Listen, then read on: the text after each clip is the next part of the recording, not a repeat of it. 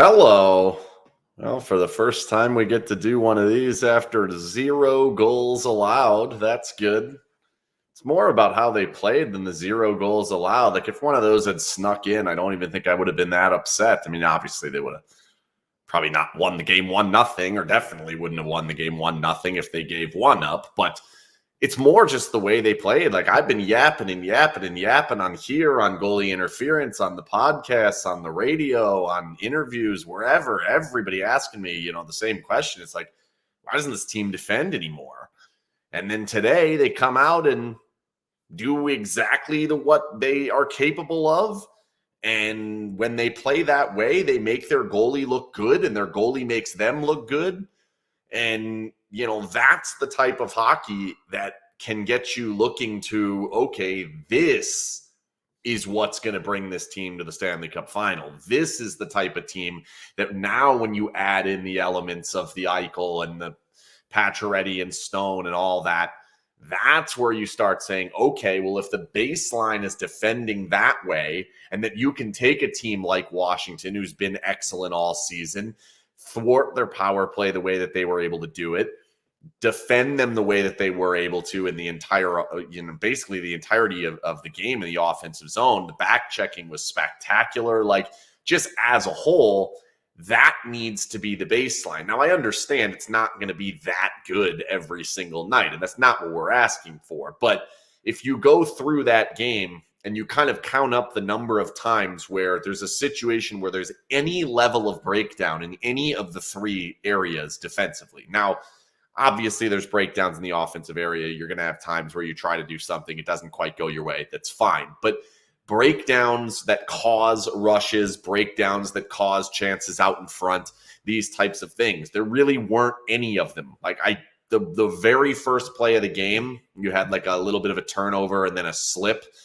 And okay, that one is there. But even that one, they're going to credit that for why Leonard had such a good game. And I don't fully understand that narrative at all. That, like, oh, he saw a tough one early. Like, all right, let's do that every game if that's the plan. But it's the type of game that, like, I've been asking for over the past, it feels like 3 months. Like, during preseason, I remember thinking, like, man, they're giving up a lot of high danger chances, but it's preseason. They don't give a shit. I don't give a shit.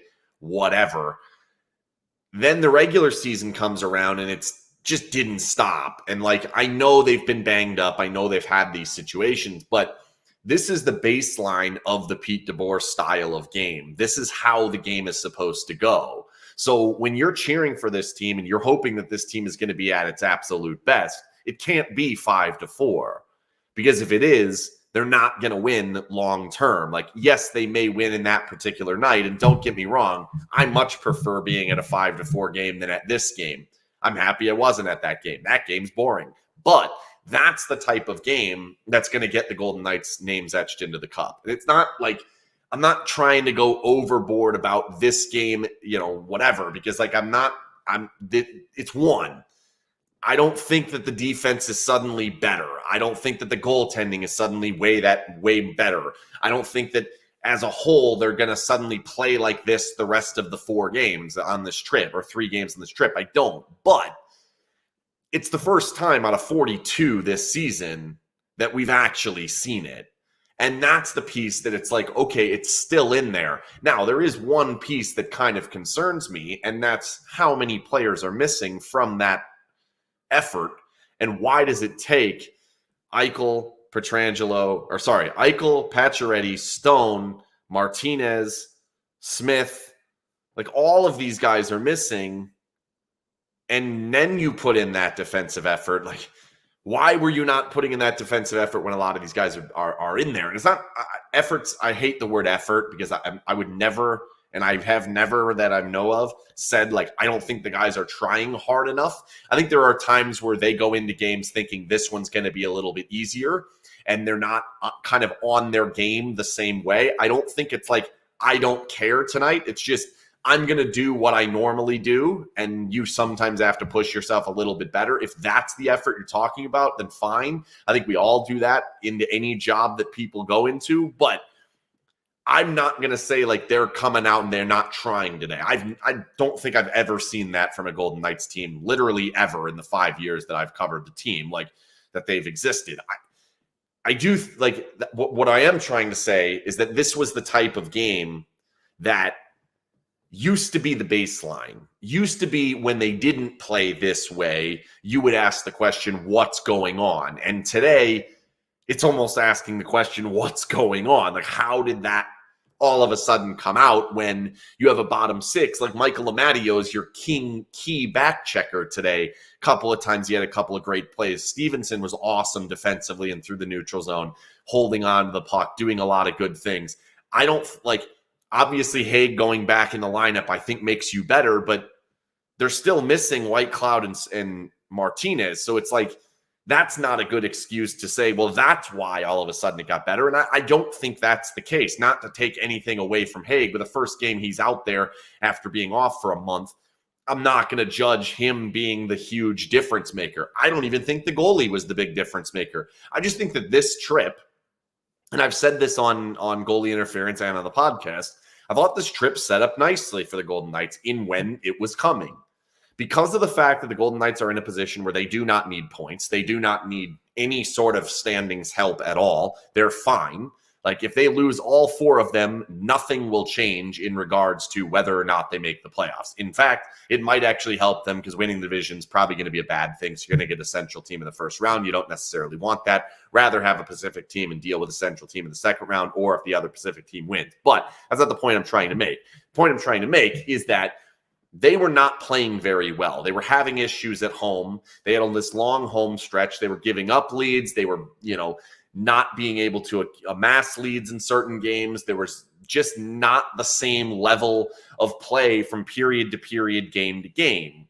So going on the road against 4 opponents that are going to wake you up, I thought was a good thing for this team. Now, if you tell me they're going to be missing all the players that they're missing today, I probably wouldn't have said, well, that's the ideal way to start. I thought you're probably going to have half of the guys back, and then through the course of the road trip here, they're going to get Pacioretty back and Martinez back. Obviously, don't have them all today. But the mentality issue is what I thought was important. And I was interested to see, is the mentality going to lead to more rush play, more play that allows chances going both ways, and then we'll see which way they come out? Or are they going to play exactly like they did today, which is what I kind of thought was going to happen. I didn't think it was going to be this good. I think they could just flip the switch on immediately and against a good Washington team. What happened there was a quick, like I would say the first 3 to 5 minutes of the game, and I might go back and watch it because it happened.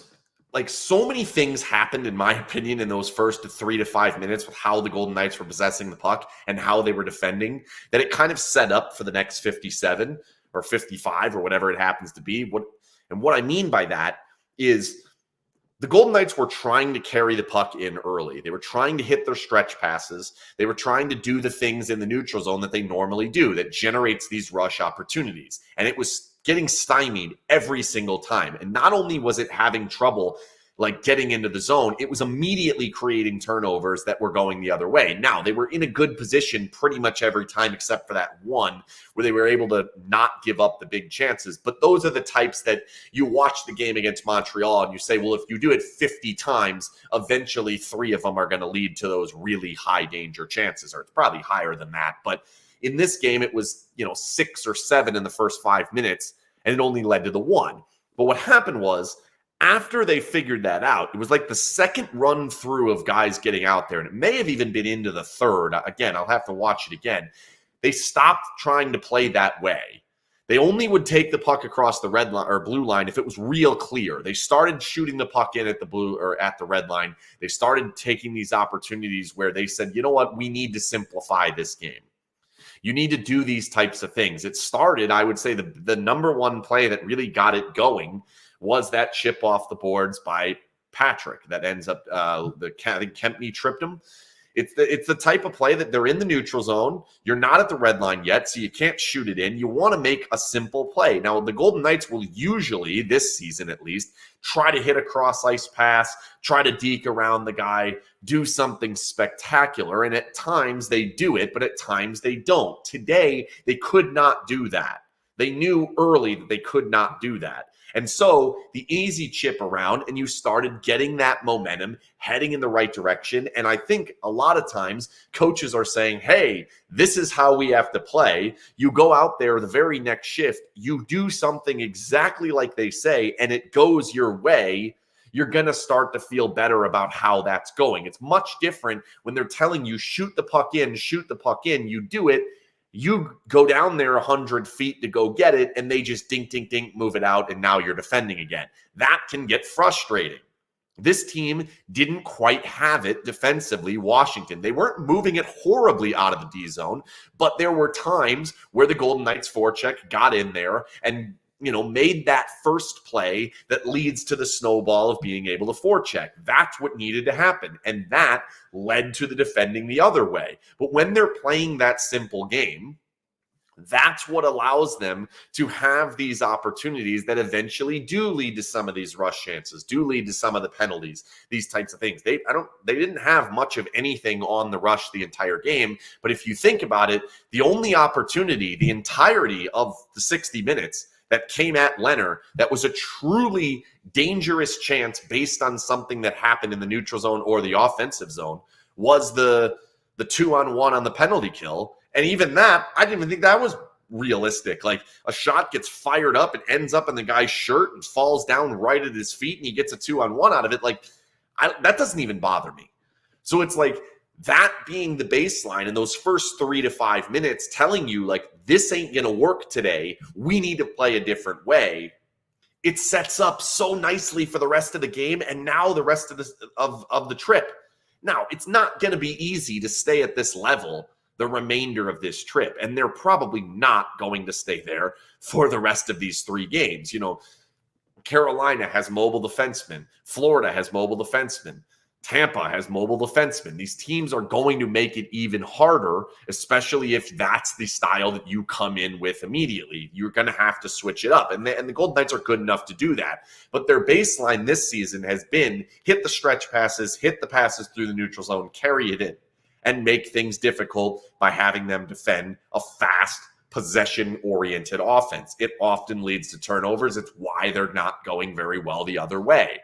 Now, today, you saw what you saw. The penalty kill is where I thought the goaltending came in. If you take all the 5-on-5 chances, I thought Leonard was above, average to above average. Like, not great, not bad by any, don't say that. I'm never going to say a shutout's bad. There will be times where I'm like, well, he didn't do anything. At 5-on-5, Leonard was fine to good. It's the penalty kill that he was fantastic. The 5-on-3, I wish we had more angles of some of those. I know he made one excellent save on it. Obviously, the one that hits him in the mask and Ovechkin gets it, that's a great save. They missed a number of chances. The one on the back door, he's way late to get to that one. Again, wouldn't have been his fault. It's the 5-on-3. But if they tap that in, we probably feel a little bit differently. But it was the other penalties, these other opportunities that Leonard was very good. He was turning away every opportunity. It was very square to a lot of these chances that were coming across the seams. And he was putting them in a good position to be able to kill those penalties where they were allowing some of these chances because the focus has to be so high on Ovechkin. I didn't love the answer from DeBoer of like, well, Ovechkin wakes you up. And it's like, well, they're like the 29th ranked power play team in the league. You should be awakened anyway. Like, you're missing a lot of your players in this game. Stone's a penalty killer. Smith's a penalty killer. You should be awake anyway. I don't know that it's going to happen, but I hope that you start to see like this feel of like, well, we don't need to use Stone on the penalty kill. We may not need to use Smith every single time on these penalty kills. Hopefully that's the case. I don't know. I guess for the main concept of this game to me is this is where the team should start. This is how they should be focused. When they come in, dump the puck in, play it in deep, and then set your defense up. Like, I don't think they're going to be an elite scoring team. I know how many goals they've scored this season. I don't think when push comes to shove and a team is scouting them, if they're playing that style of hockey, I don't think they're going to be a massive, dominant offensive team. They just don't have elite shooters. And today was another example of not good shooting. Like, they had some chances and the shooting's just bad. Washington's was bad today too, but they're just not an elite shooting team, especially without Pacioretty. Now, maybe Eichel helps that a little bit, and we say, well, it's Eichel and Pacioretty. That can get better. But the style of play that needs to become, this is the way that it's always going to be, which it was last season, is this. Dump it in, make them come 200 feet, play for their turnovers, set up your 1-1-3 neutral zone, and allow them to just funnel the puck right into your hands and take the chances when they come the other way. This pressing for offense style, and I think it's pressing for possession style sometimes that the Golden Knights fall into. One of the reasons you press for possession is like, we have it in the neutral zone. We want to make sure that we're going to have a long offensive possession here. I don't want to dump it in. I want to make a pass at the red line. Blue line. I don't know why I'm getting blue line and red line confused today. When they're playing that way, they end up getting all this possession, and it leads to very little. But what happens is a lot of times when they're building up to get this possession, they make mistakes, and that leads to the dangerous chances the other way. Like, I'd have to look it up a natural stat trick today, but the high danger chances was very, very, very low, which is awesome. And that's, the type of thing you absolutely want to see.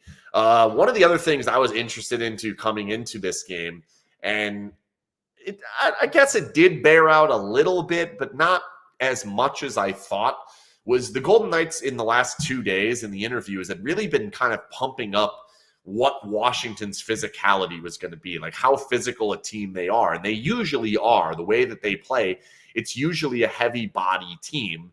And what we saw today was they were trying to throw some of that, and the Golden Knights were absorbing it and playing their game. I was interested to see, are the Golden Knights going to try to fight back with a little bit more of a physical style of game against them or not? And the answer was they didn't. And that's the way to go. This team should not be playing massively overly physical game.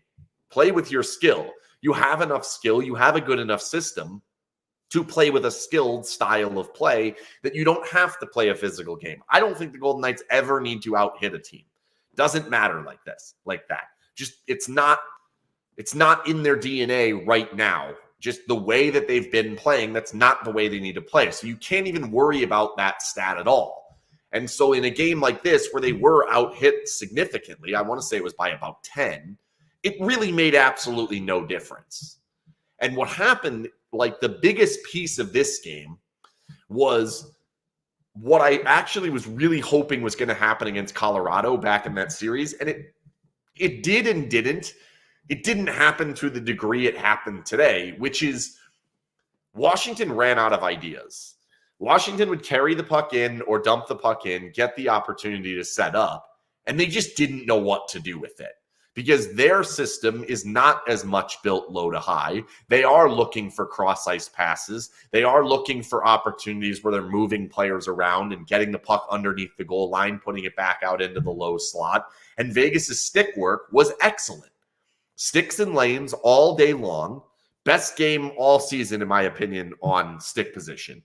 And because of that, you had Washington coming in, looking for what they normally have, and just it not being there. And they never changed their style, or at least not quickly enough. I guess it was a little bit towards the beginning of the third period. But then when it didn't work, they kind of went back away from it towards the end of the game. And the 6-on-5 was a nightmare, which is awesome for the Golden Knights. Like, I want to make sure all of the things that I'm saying Washington did poorly today, I believe it was 100% Golden Knights forced, not Washington having a bad game. I don't think they had a bad game today.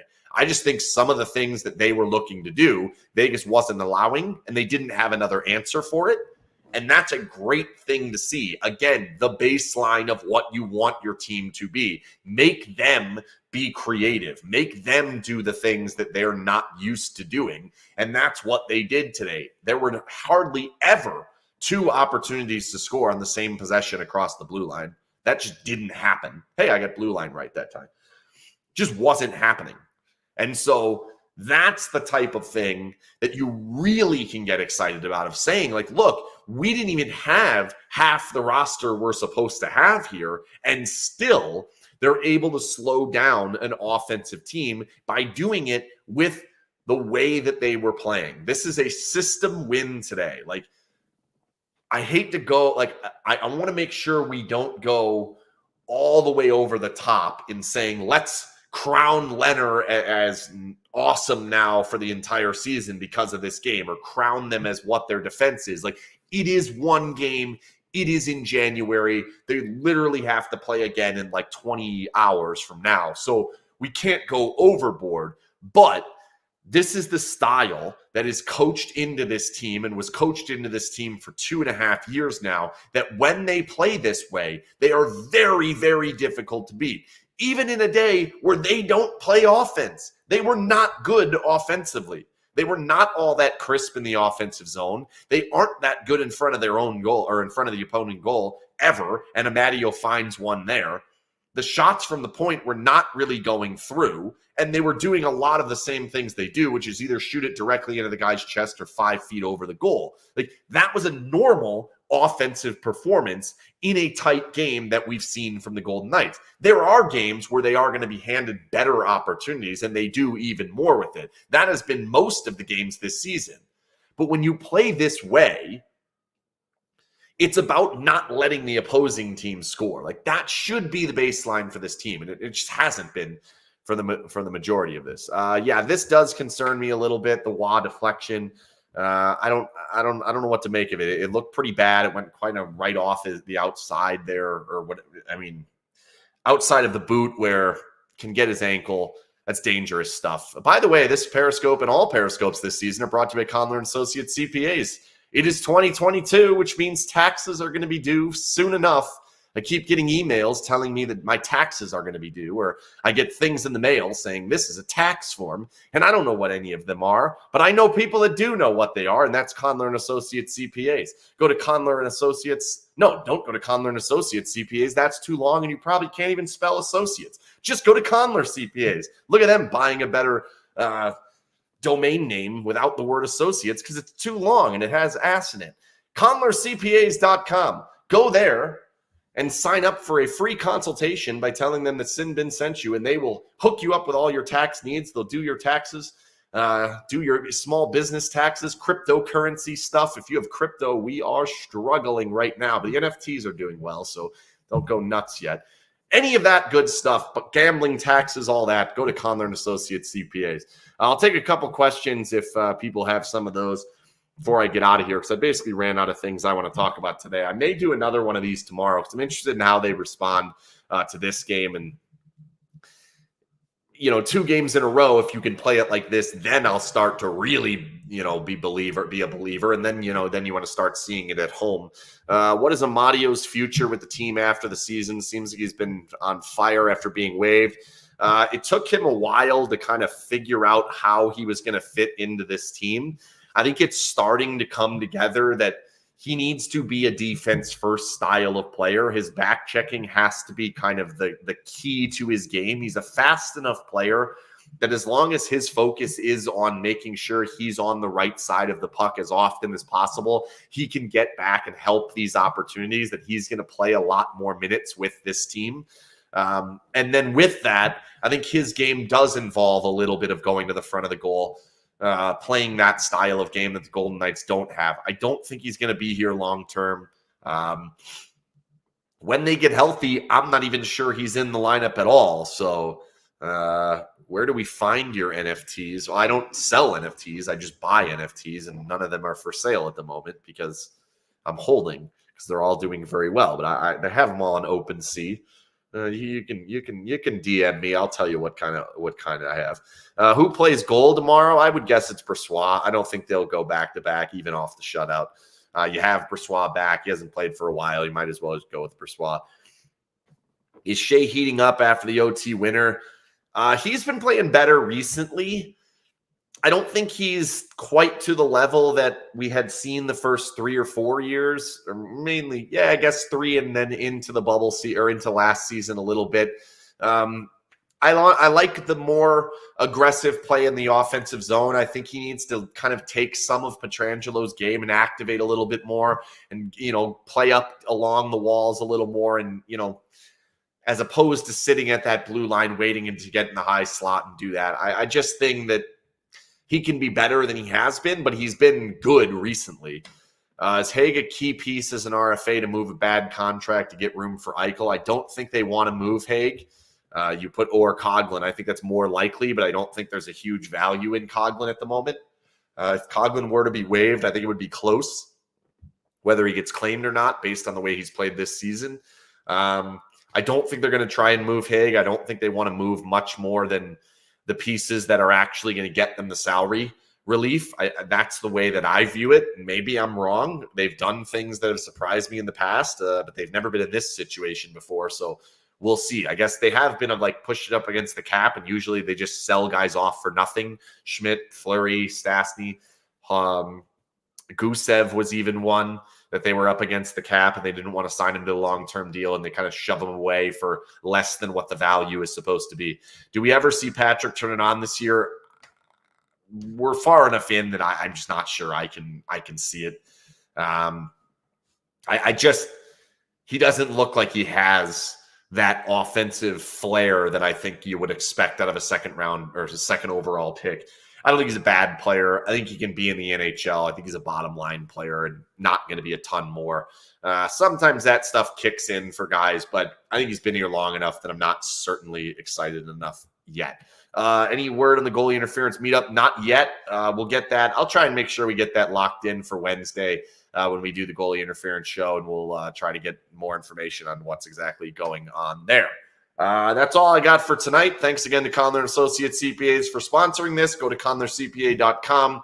They'll hook you up with a free consultation if you tell them that SinBin sent you. Plan is to do another one tonight or tomorrow night. We'll see. Sometimes the games get a little boring or they get blown out or something. I don't know, but plan is to do another one tomorrow night. So I will probably talk to you tomorrow night. If not, we'll see you on Wednesday for goalie interference.